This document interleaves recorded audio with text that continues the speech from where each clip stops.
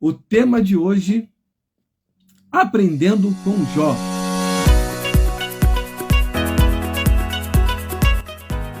Então nós vamos passear, caminhar nessa história tão emblemática, tão importante no cenário evangélico, no cenário protestante cristão, que é a vida de Jó. E nós, como falamos ali atrás, Jó não se limita a ser apenas um homem de muita paciência, né? Existem muitos ingredientes aqui nessa história, nesse capítulo, logo no capítulo 1 que nós vamos ler, apenas 5 versículos, que nos ensina assim grandiosamente. E a gente finaliza lá no final do livro de Jó. Amém? Então, se você está com a sua Bíblia, abra aí, por favor, no capítulo 1 do livro de Jó, que diz assim a palavra do nosso Deus, o Eterno. Havia um homem na terra de Uz, e seu nome era Jó. Ele era um ser humano bom, honesto e justo. Amava respeitosamente a Deus e evitava praticar o que era mal. Jó era pai de 7 filhos e 3 filhas. Ele possuía 7.000 ovelhas, 3.000 camelos, 500 juntas de bois e 500 jumentas. Tinha também muitos servos a seu serviço. Era o homem mais rico entre todos os habitantes do Oriente de sua época. Seus filhos costumavam visitar uns aos outros e cada vez um deles preparava um banquete e mandava convidar suas 3 irmãs para comer e beber com eles. Assim que passava o período das festas e banquetes, Jó os mandava chamar e fazia com que se santificassem por meio dos ritos de purificação. Jó levantava-se ao romper da aurora e oferecia holocaustos, isso é, sacrifício completamente queimados em nome de cada um dos seus filhos. Pois pensava, talvez meus filhos tenham pecado, e ainda que no íntimo de cada um, e assim blasfemado contra Deus em seus corações. E era assim que Jó vivia e procedia. Então nós vemos aqui um cenário típico de um homem que quer servir a Deus, que quer fazer a coisa certa. Mas, comentando esse tema, ninguém pode ensinar algo que não aprendeu. Então, se nós vamos aprender algo com Jó, é porque ele aprendeu algo com Deus e está registrado aqui nesse livro.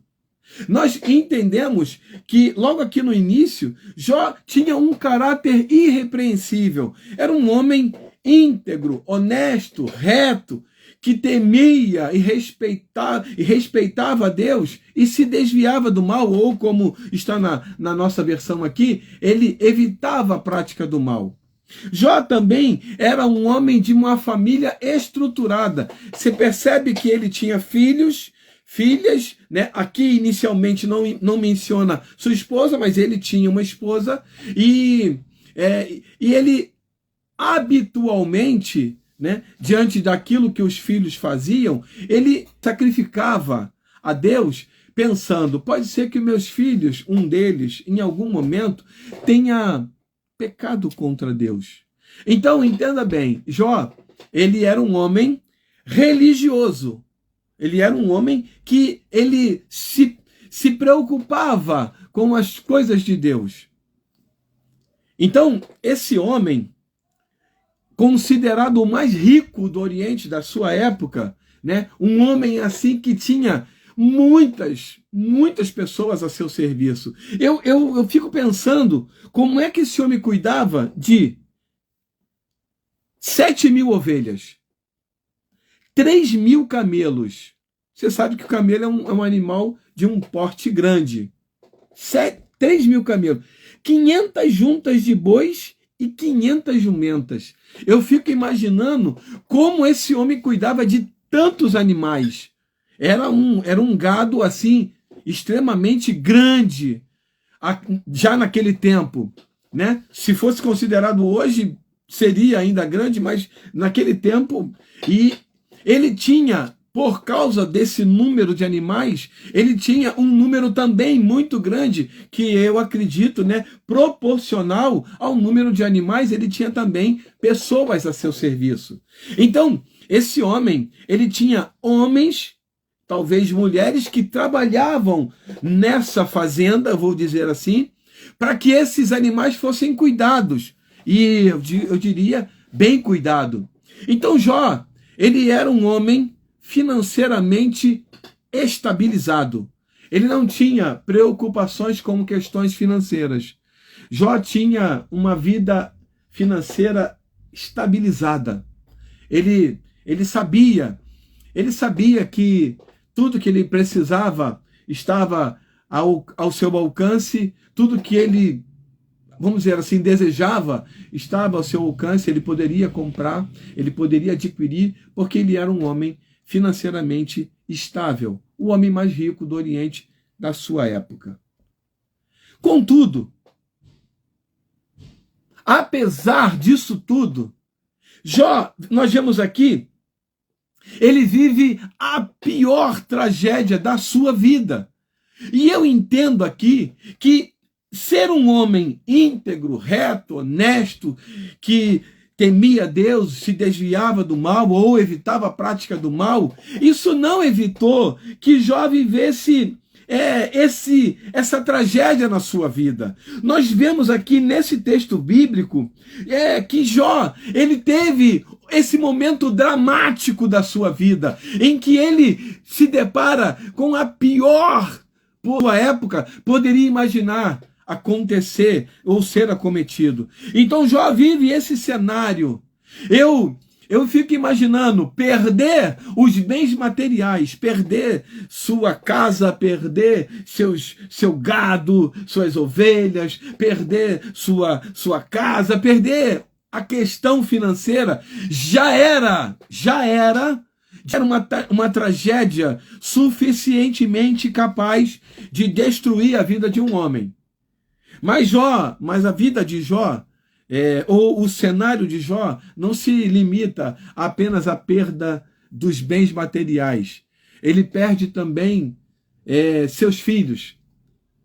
Eu fico imaginando, né, um homem, uma mulher, perder todos os seus filhos. Ele não perdeu um filho, ele perdeu todos os seus 10 filhos, 7 filhos e 3 filhas. Isso já era suficiente para esse homem se sentir assim totalmente destruído e sem perspectiva de futuro ou sem esperança de viver algo ali na frente, amanhã, daqui uma semana. Porque ele perdera tanto a sua renda familiar como também os seus filhos. Mas não ficou nesse ponto da tragédia. Jó também é acometido de uma doença. Essa doença chega ao seu corpo e ele chega a ponto, no desespero tão grande, de pegar caco de telha e se coçar. Eu fico imaginando o caco totalmente contaminado, e ele começa a se coçar com aqueles cacos, indicando para mim o desespero desse homem em resolver essa questão. Ele só queria que a coceira passasse, ele só queria aliviar a coceira, coçando com um caco de telha. Então Jó, nós percebemos aqui que Jó vive todas as possíveis áreas de destruição da vida de um ser humano. Área financeira, área familiar e a área da saúde. Eu não sei como é que nós lidaríamos com isso. Eu não sei como é que nós, humanamente falando, hoje, iríamos enfrentar esse cenário. Mas eu sei que Jó enfrentou esse cenário. E aqui, no texto que nós lemos, aqui, nós percebemos, eu vou ler para você um texto que deixa aqui, está aqui no capítulo 1, versículo 21, que deixa claro o entendimento de Jó acerca de tudo aquilo que chegou à sua vida, chegou à sua casa. Note, apesar de todo esse sofrimento, Jó entende quem era o dono. Está aqui registrado, ó. E exclamou em oração: Nu deixei o ventre de minha mãe, e nu partirei da terra.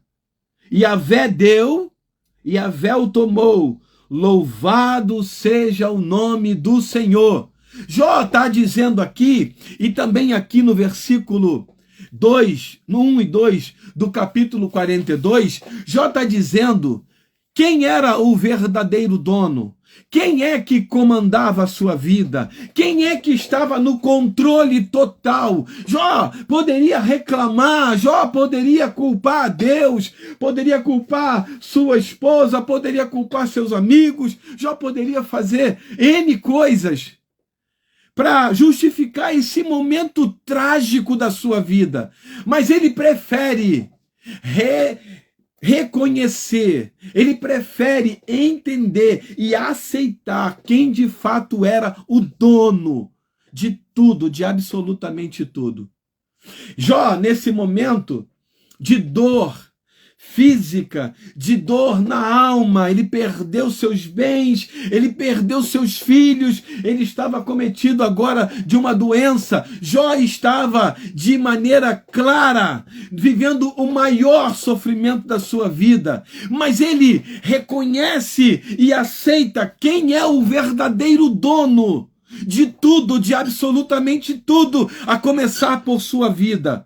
Então ele não atribui esse sofrimento, ele não responsabiliza ninguém por esse sofrimento, mas ele declara: eu nu vim do ventre da minha mãe, nu eu retornarei, eu sairei dessa terra. Deus me deu, Deus tomou, bendito seja o nome do Senhor. Ele reconhece, e aqui no final do livro, mais uma vez, ele demonstra esse reconhecimento através dos primeiros versículos. O versículo 1 e o 2 diz assim: então Jó abre o seu coração. Capítulo 42, versículo 1. Então Jó abre o seu coração diante de Deus e declara, olha a declaração de Jó: sei que podes realizar tudo quanto desejares. Absolutamente nenhuma das tuas ideias e vontades serão frustradas. Jó, ele tira os olhos do seu sofrimento e coloca os olhos no Senhor. Ele reconhece soberania, ele reconhece a autoridade de Deus, ele reconhece que Deus, apesar de todo o seu sofrimento, ele ainda está no controle. E Jó agora demonstra algo que eu e você precisamos aprender, precisamos entender.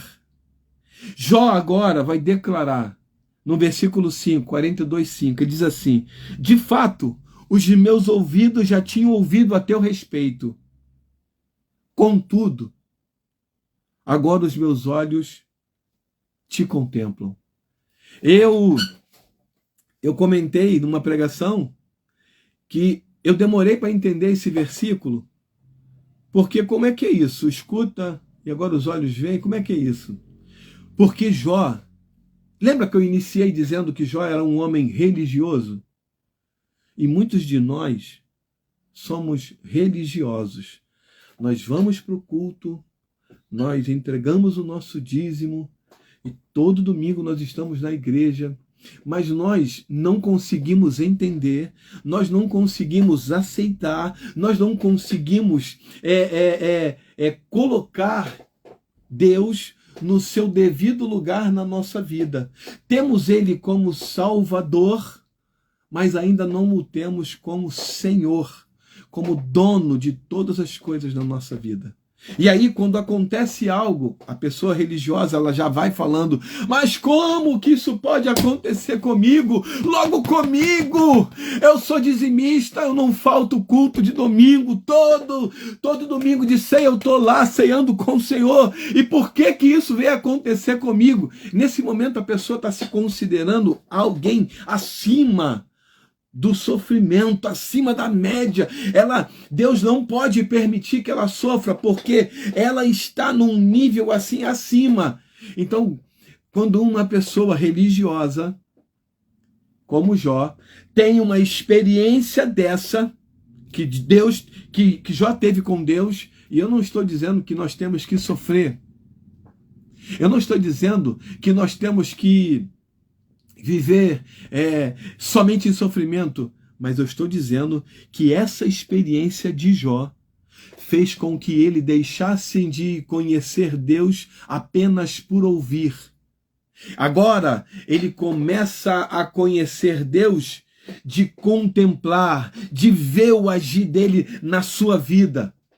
Jó agora não é um homem que faz as coisas de Deus de forma religiosa, só porque ouvia. Não! Jó agora faz as coisas porque de fato ele consegue ver Deus agindo na sua vida. Ele disse: eu conhecia de fato por ouvir falar, mas agora os meus olhos te contemplam. Agora Jó está vendo o agir de Deus na sua vida. Jó agora não tem dúvidas de que Deus continua sendo o Senhor. Deus continua coordenando, contemplando e, acima de tudo, cuidando com controle de tudo, de absolutamente tudo.